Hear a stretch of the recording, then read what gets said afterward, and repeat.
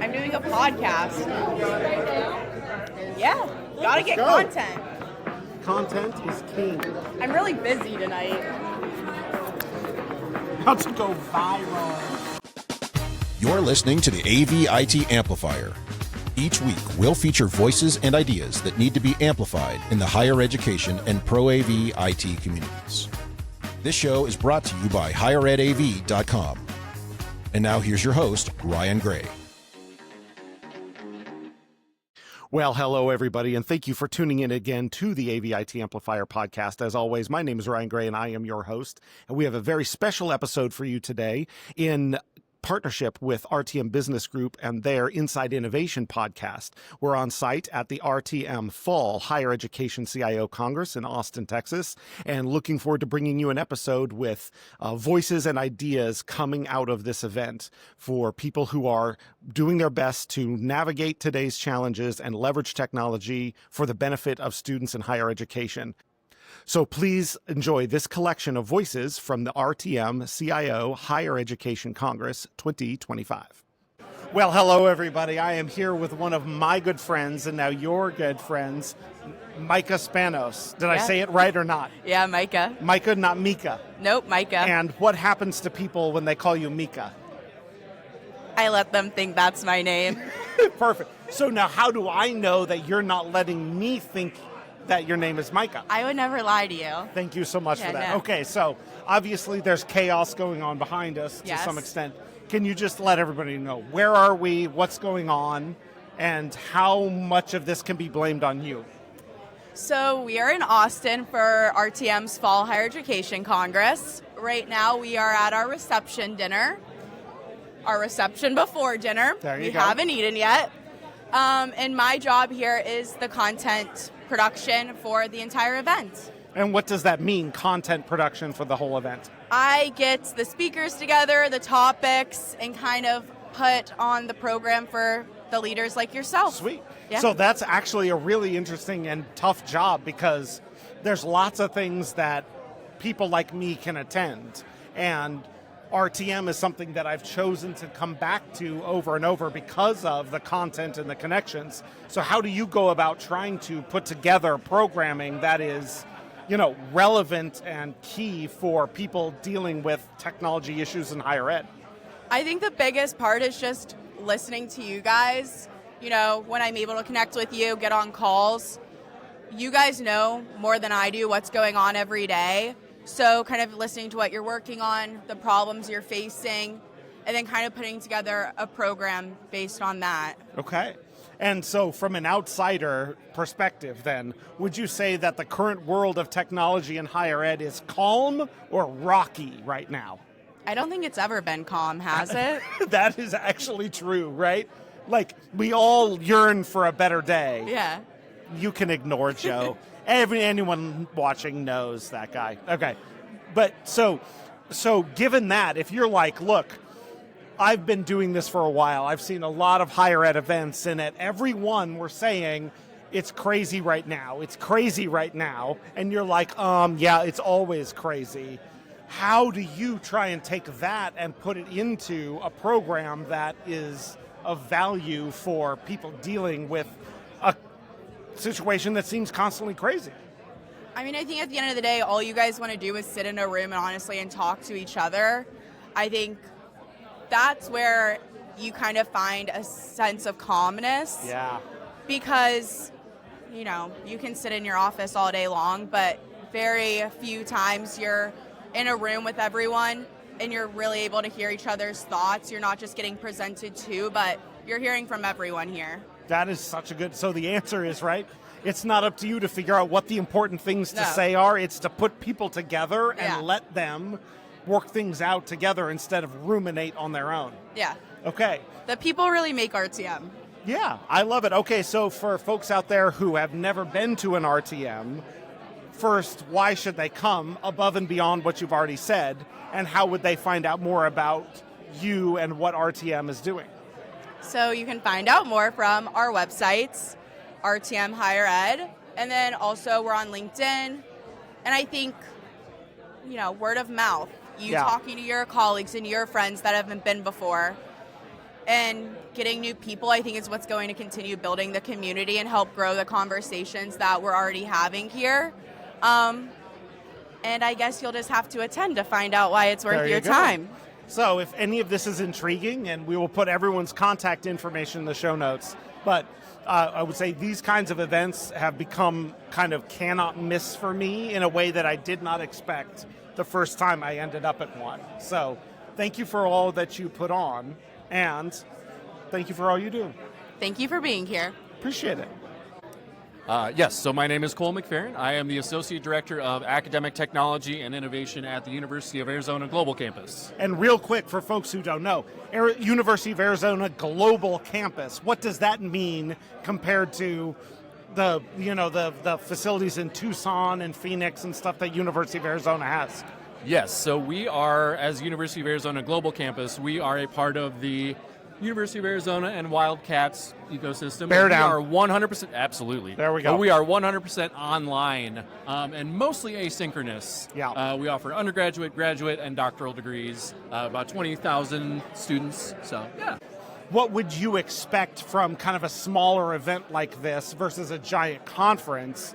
And do you think that there's going to be value for you here? Yeah, so absolutely. I mean, I do a fair amount of going to like larger conferences and presenting, and so I've been around a little bit. Mm-hmm. But you're like, I'm kind of a big deal, just deal with it. Yeah. Okay. But honestly, when I come to smaller conferences like this, and what I found to be 100% true so far with RTM is like the quality of people that you get at a smaller conference is just so good, and you just like find people that you jive with, and then you speak the same language, and you're like, oh, you have that problem too. Mm-hmm. We are in the same to know your people. Yeah. Because in our worlds, especially when we're working online and remotely, I work 100% remote typically. Yep. So just to be able to like come together and like recharge your bucket, not recharge, I guess refill your bucket, recharge your battery. We don't want to mix metaphors. No, we don't want to do that. We don't want to do that. Yeah, exactly. But no, and so 100%. I mean, I've already made a few new contacts, and like honestly, the presentations today were all really, really good. Yeah. Everyone here made a positive choice to come here versus it's where I should be. People chose to be here. Yes. So, why did you choose to be here? My boss told me to. That is a very good answer for anybody listening. If your boss tells you to be somewhere, go there. Yes. Okay. But in all honesty, so actually my leader, Brian Aylward, he typically is an RTM guy. He's kind of started coming to these, and he was unable to make it, and he asked if I could come, and I said 100%. So I'm here, and I'm usually our academic technology guy, like new vendors, new products, new platforms. It just made sense, and it's in Austin, so... there's nothing wrong with hanging out in Austin for a couple days, is there? Exactly. Okay, yes. So finally then, one more serious question for you, which is a lot of the people here are dealing with definitely brick and mortar campuses or hybrid, right? Everyone's got an online offering, so when you come to something like this and you see presentations, discussions, are you having to constantly make like a constant translation to all asynchronous, or do you find things to be common enough that you don't have to? Yes and no. I mean, I feel like it is always just a little bit different being 100% online. Yeah. I don't deal with a physical campus like you said, so it's a little different. But honestly, I've thought, like, I for example, I went to a presentation today that was mostly about like facilities and how they set up, these satellites so that people can keep cell signals and things that I didn't really know about. So like, I've learned a lot today already, and in some ways, I don't know, for my own edification, like I like learning stuff that's a little bit out of my scope because it's all still applicable. Right. Like there are still connections that can be made and make sense, and like, oh, maybe that doesn't make sense for 100% online student, but maybe it kind of does, or is there this other, approach that does make sense. So yes. I love that. Let that be the call for like, don't always go to the sessions that look immediately applicable, because you may or may not know the things you'll pull out from one that doesn't look like that. Absolutely. That's awesome. Okay, well, if people wanted to find you, get to know more about you. Online. I mean, I am on LinkedIn. I don't check it as often as I should necessarily, but I am there. And then, yes, University of Arizona Global Campus, we are definitely online. We have websites and all of the other things that people can check out. Cool. So. Well, thank you so much. I appreciate it. Yeah, thanks for having me. All right. Well, hello, everybody. I'm back with Mr. Scott Smith. How are you today, sir? I'm doing well. Hope you are. All right, I always have to start with the non-serious question. So your name is Scott Smith. So how have you survived? I mean, it could be John Doe, but it's Scott Smith. It's not as bad as my dad. My dad is Jim Smith. Oh, so the most common name ever. Yeah, So, exactly. Okay, so first-timer here at RTM. First time in the higher ed RTM. Ah. I've been to RTM many times, but it was on the K-12 The side. K-12 side, that's I right. just retired with 30 years in K-12 and then recently took a job in higher ed. Nice. So been to many RTMs, but first time on the higher ed side. So that leads me to a couple of questions, and I'll give the Sure. history, which is I served, I was the on the governing board of the K-12 district Okay. where I live, and was president of that board in 2019 and 2020. Oh. So I've been through it. And so I have an amazing, I'm going to cut a lot of this out because this is self-aggrandizing. It's all good. But the work that people do in K-12 Oh. is so mission-oriented. And it's always blown me away. So just in general, moving from K-12 to higher ed, first off, how do you see the differences in that mission or that work? You know, I really see it kind of as an extension of what I've spent my life's work on, you know, with students.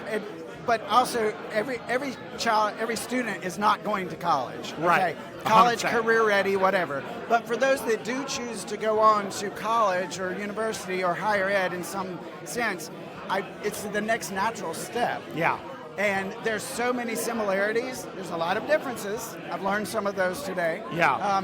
But it's really neat to see how students move from one stage of their life to the next to, you know, professional career and further education. That's awesome. And so, and this is another thing. So I feel like people in higher ed love that word higher. Yeah. But I've always wondered if it should just be older ed, not higher ed. So do you see, like, to me, the mission seems very similar.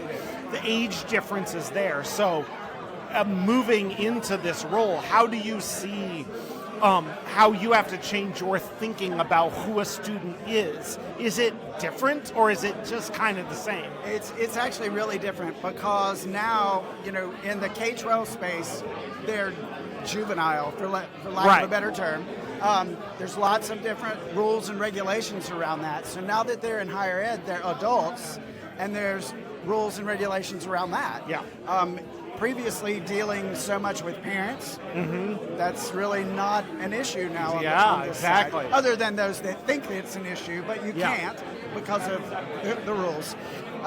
So that part's really interesting. Just the transition of moving from one stage to the next. Nice. So your title, I see on your card, says Director of Digital and Instructional Innovation, which is a great title. I love great titles. So what does that mean to you? Digital and Instructional Innovation. Well, it's interesting. I spent all my career as a Chief Technology Officer, so I've done everything technical and instructional. My background is in curriculum and instruction. Well, when I took this job, it's really a blend of those two. It's blending that technical side and the instructional side. Yeah. So we're a small college, only about 1,000 students, but I really do have to blend those two pieces. Yeah. And figure out how to make the stuff work and make it work for students in a pedagogical way. Yeah. So that's a challenge. Okay, so I agree, and I think there's a lot of us in this realm that live in that, because I'm the same way. I love that intersection, right? Yeah. So how, when you look at that, how broad, like, how much of that is about what we who kind of are in IT or are kind of dedicated to it, how much of it do you feel like is our responsibility, and how much of it is a broad responsibility of everyone across an institution? Well, I think overall it's everybody's responsibility. However, from a specifically IT standpoint, I feel like it's our responsibility to make it work. Yeah.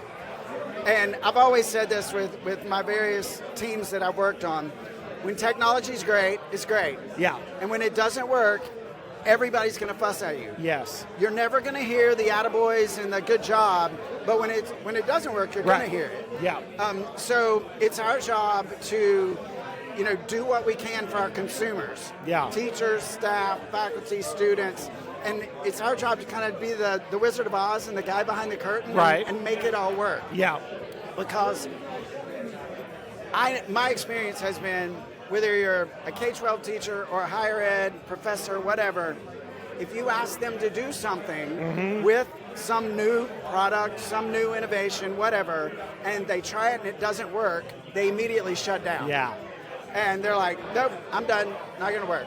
So we have to front load everything we can. We have to prepare, we have to test, we have to do all those things to make sure that when they have that experience, it's going to be a positive one. Yeah. And part of that, truthfully, is professional development.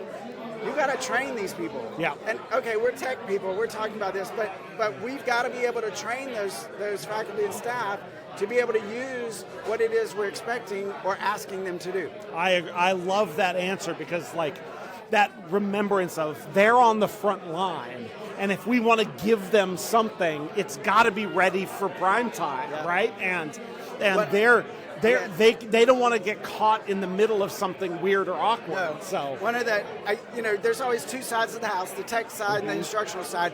I used to have my techs. They were, they're zeros and ones kind of people. They're black and white. I used to make them go sit in a classroom and watch a teacher teach with the technology that they support. Yes.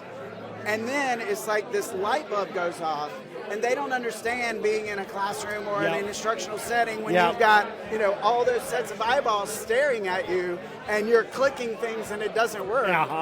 And it's all because of some change that they made over here in the closet. I love that answer. So I will just throw so one of the managers who reports to me put that very thing in for everyone who works for him that works in classroom technology in their goals, which is they have to attend a certain number of classes in spaces that they worked on, so that we can build that entire experience circle and bring it all the way back. I love that. Now, I will say I did it the other way as well. Okay. When I had instructional coaches, I made them go hang out with a technician for a day. Yes. Because you need to see what all they're dealing with. Yes. And it brought the team cohesively together. Yeah. So they could really kind of have an appreciation of what the other does. Dude, I love that message of we're all in it together, and the more we can see all the requirements on everyone we work with, the better solutions we can put together. Absolutely. That's fantastic. Yeah. That also feels like a very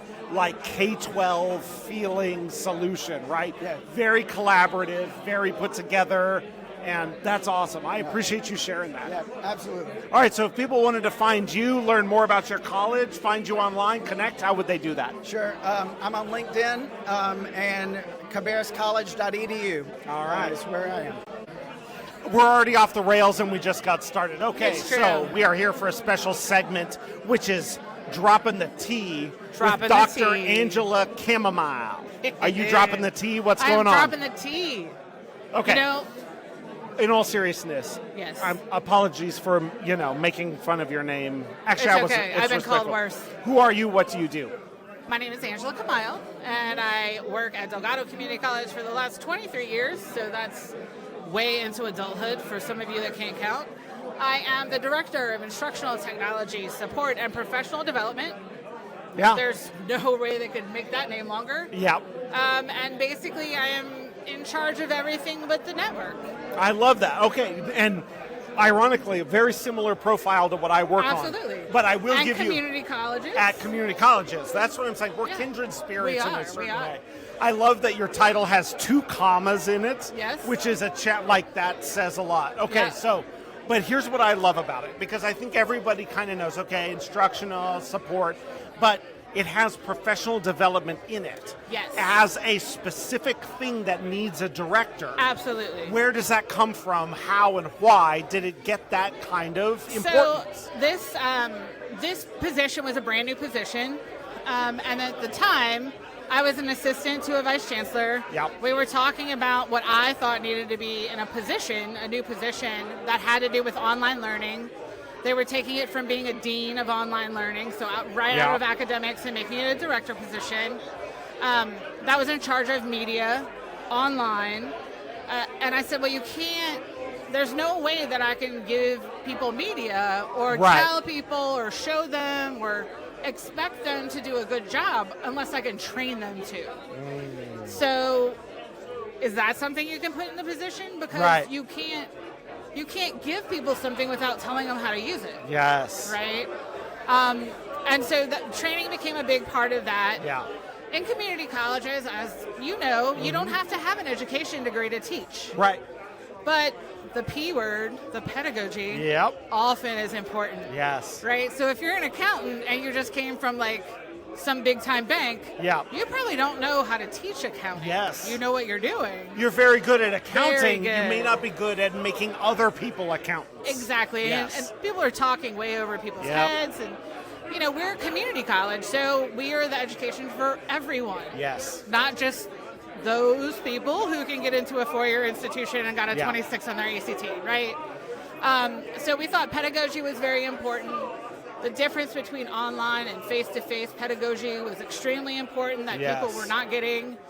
Did help that I was doing my dissertation on that at the time. That is very helpful. But that's beside the point. So professional development just had to be a part of that. That's awesome. I love, so again, I cut out all the self-aggrandizing parts of these. Why? But Why? I don't know. One of the things is I am currently self-aggrandizing. We're all self-aggrandizing.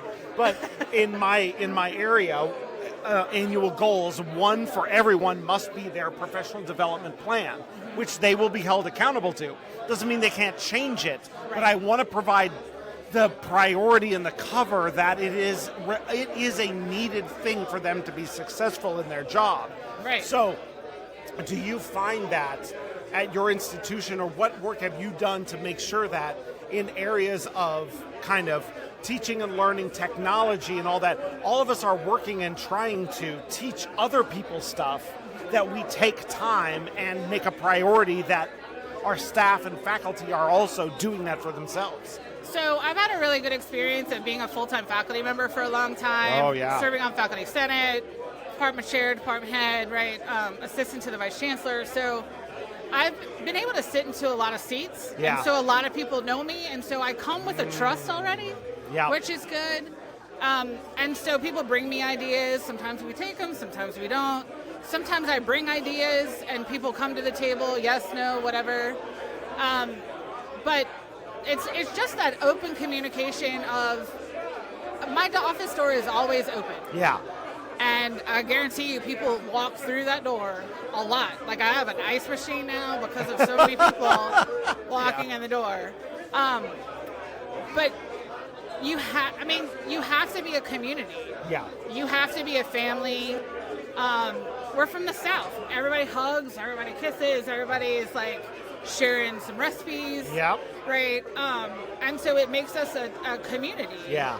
And you can't have a community if you have nothing but closed doors. Exactly. I love that. And like you're saying, like, how did I make this change? How did I do it? Like, people knew me and trusted me. Exactly. And what's good about that is that they have also heard me say, I don't know. I'll look it up. I have no clue. And I like saying that because it gets me out of a lot of stuff because I really don't know. And so let me Google it. Let me go back to my office and Google it. But when I say that, it makes myself vulnerable. So people will come into my office like, hey, I know you guys did this training on the new equipment. Like, I have no idea what I'm doing. Yeah. Can you show me? Yeah, no problem. But you're right. So from all levels, the power of a genuine I don't know sets the example of safety for everyone else. Absolutely. Absolutely. I think it's probably the best thing you could ever say to anyone. Yes. It really, because saying, oh, I'll just get back to you. No, you admit that you don't know. Yes. Just admit it. Right, and I don't know yet. Yeah. But we can find out how. I'm going to find out. Exactly. I'm just going to Google it. Why don't you Google it? I'll Google it. We'll see what, we'll see what you come up with. That's right? Oh my gosh. You just, look, it is not hard to be authentic. Yeah. It really is not. And I tell people all the time, I'm like, look, I'm just lazy. It's it's really difficult. You seem to work awful hard for a lazy person. But it's really hard to like remember all the lies you tell. And remember exactly. like what you can tell this person and not that person. Just don't tell me if I can't tell people. Like I'd rather just not know because it's gonna come out. Right? We're gonna have lunch and I'm gonna be like, oh my God, did you hear? Yeah. So I mean that's what I mean, just being authentic. I mean, and if you don't want me to be an authentic person, don't tell me stuff. Like I'm cool with that. I'm totally cool with that. I feel like the power of authenticity is coming such a long way these days that like I think kids now appreciate that. Yes. All right, now we're getting off topic. It's sorry. fine, but like when the world is so complicated, there's kind of no other choice at some point. Like kids principle, let's just keep it simple. Exactly. Right? And stupid, a lot of stupid. But keep it simple, absolutely. Yeah. And what's the point of lying to somebody? You're going to get found out, dude. Right. Like, at what point when you were 5 years old did you not realize that your mom was going to know you stole the cookie with all those crumbs on your face? Right? Like, come on. But that lesson now to go, don't go into a meeting and claim something that you can't back up or that you don't know. Go say, I don't know. Yeah, and I don't know. The value and power comes from what happens after I don't know than before it. And the greatest thing is when you go into those meetings, especially those meetings that are with very influential people, and you say, I don't know how to fix that. I don't know. Then you're not invited to the other meetings sometimes. That's how now, you get out of meetings. Now, 2 things could happen. You're not invited to the meeting, or you're voluntold that you're running a task force. Yeah, now you're in charge of it all. You're in charge of it. Oh, you don't know that? No, nobody else does, but nobody you else will get does it either, done. but, So that's fun. Yeah, so exactly. absolutely. But being authentic, I think, is just it's the foundation that every person just really needs to stand on. That's awesome. Because if we all were, like, half of us wouldn't be in the position that we were in because we wouldn't have these problems. Exactly. Right? Just be honest. It doesn't hurt. I swear. I love that. That's such a great message, and it was so weird that like literally everybody we left. Cleared the room with that one. Everybody's like, that honesty thing, not the best policy. Apparently time to go. Time to go. I think it's dinner time. So before we go, if people wanted to find you online, get connected, or learn more about Delgado Community College, how would they do? Or Delgado. Delgado, www.dcc.edu. I am all over the website. Yeah. And I'm also in LinkedIn. So last name, Camaille. There's an extra A in there, so you can find me. And I love to talk to people, so look me up. Well, find Dr. Angela online. She'll always spill the tea, I promise. All right, we are here with Jess. Jess, how are you today? I'm good, thank you. Sorry for the jarring change from interviews at the opening reception to now the very quiet and calm final morning of the event. So how has RTM been for you? It's been lovely. Like, this is our first time here.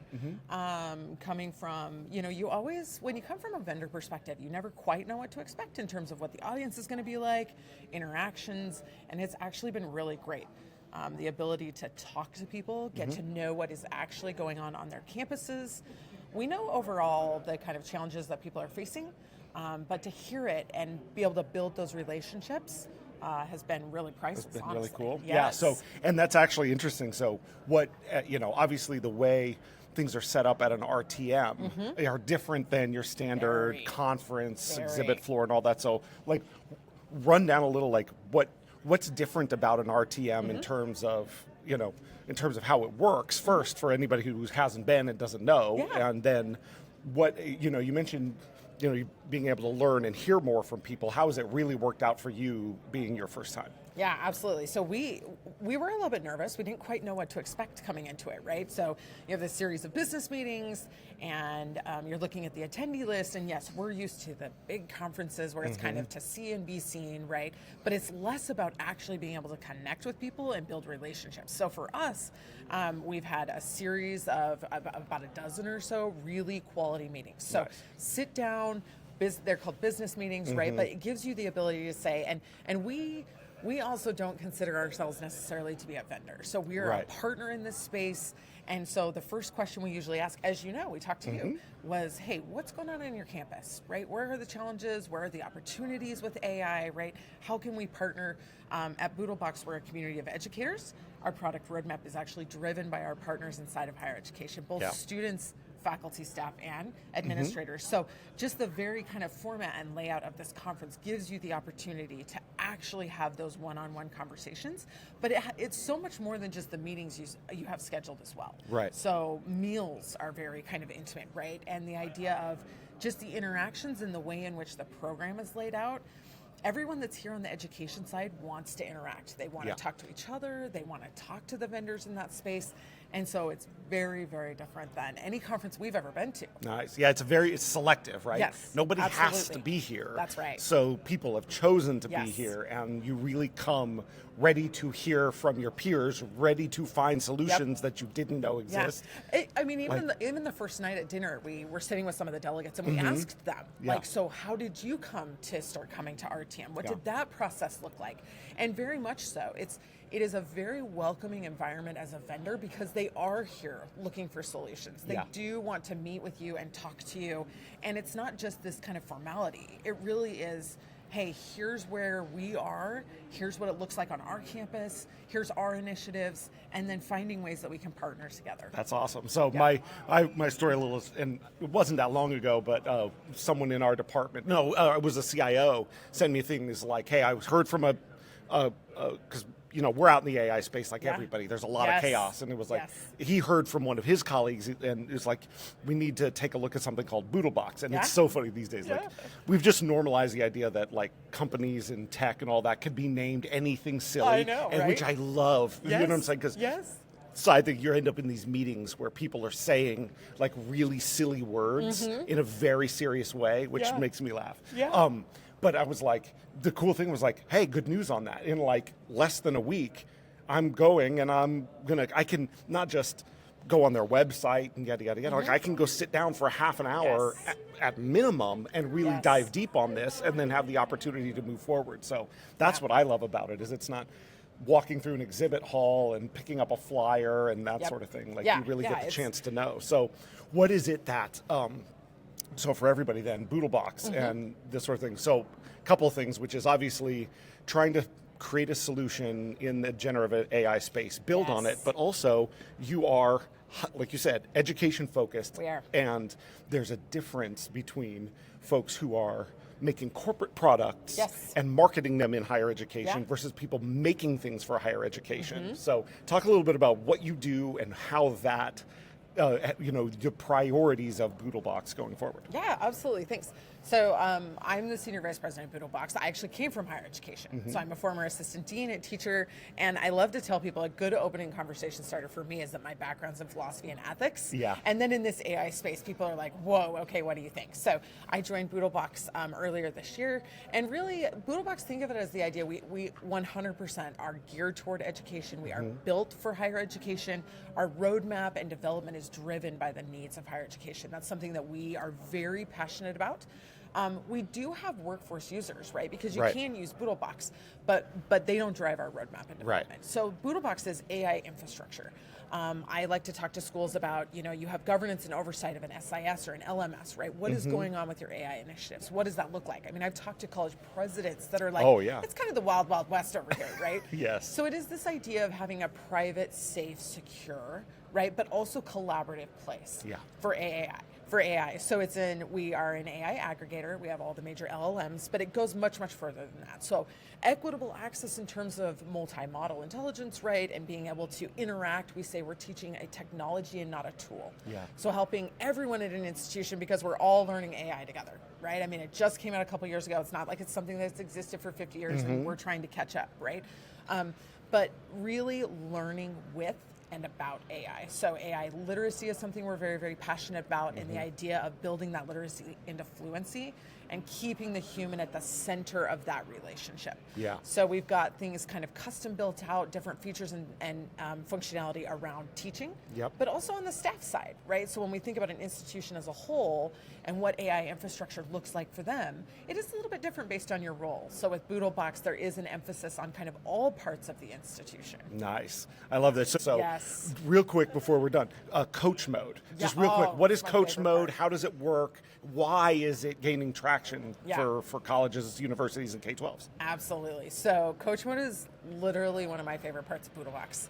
And it is our commitment to that AI literacy piece. So it is something that we've built on top of your prompting. So when you are interacting or querying different LLMs, right, or tools, at the bottom of that, it will give you, and this is based on experience. So if I'm a student, if I'm a teacher, right, if I'm workforce on that staff side, it gives you skill progression tips. It gives you prompt engineering help, right? Academic progression, those kinds of things to actually help you understand how to use AI while you're using AI. And the best part about it, because as you can imagine, as a former philosophy and political science teacher, I am not an AI expert. So for me, what I love is that it meets you kind of where you are, almost +1, we like to say. So it is kind of pushing you to really understand. So if you're really advanced, we always say if you're a super user, don't rule out coach mode. Right. Because it'll meet you where you are, and that complexity or the simpleness, right, of kind of where you are in your AI journey is where it gives that feedback. So it really is that idea of, how do I help my students prompt and write prompts if I'm still learning how to prompt and write prompts? And so this idea of safe exploration and progression in learning AI. That's why, because we really have an eye right now on our people that know they want to get involved, but they're just afraid of it. Yes. Now they already feel like they're behind. Absolutely. And it's like, okay, look, you can go use it here. There's a coach with you, and you don't have to be embarrassed about it because it's your sandbox to play in, and you can grow at your own level. Like, it's like your personalized learning AI for learning how to use generative AI. That's right. Love it. It was awesome. And I like it too, and we often tell people too, right? When you're first diving in, even from a teaching and learning perspective, right? Do something that you would do in your everyday life. Yeah. Build a menu, plan a trip, do something in your, whatever that be, and just start, even with Coach Mode, right? Just start to learn how the tools work. We always like to tell people, these are tools that were built, right? Some are better than others. There's flaws in the system, right? And helping you understand what the different tools are good at. That's the teaching a technology, not a tool. That's awesome. Well, thank you for taking the time. Absolutely. Thank you for being here. Thank you. It was a pleasure to, learn about Boodleox, get to know and kind of grow the RTM group and the RTM family. It has been a wonderful experience. Thanks for having us. All right. If people wanted to find you or find more information about Boodleox, where would they go? Online. So go to the website, boodleox.ai, and also reach out. So all of our information for our team is on the website. Feel free to reach out to even myself. Cool. Thank you so much. Thanks, Ryan. Thank you for listening to the AV IT Amplifier. Join us again for next week's episode when we'll welcome a new guest who you'll want to hear from. We promise. Your host has been Ryan Gray. He's on the tweeters at Ryan_A_Gray, or find him on LinkedIn to connect. Please subscribe and give the show a rating and review wherever you get your podcasts. This show is brought to you by higheredav.com. The views expressed here are not necessarily those of our respective institutions, employers, or sponsors. Everyone hang in there, go easy, and we'll be back next week.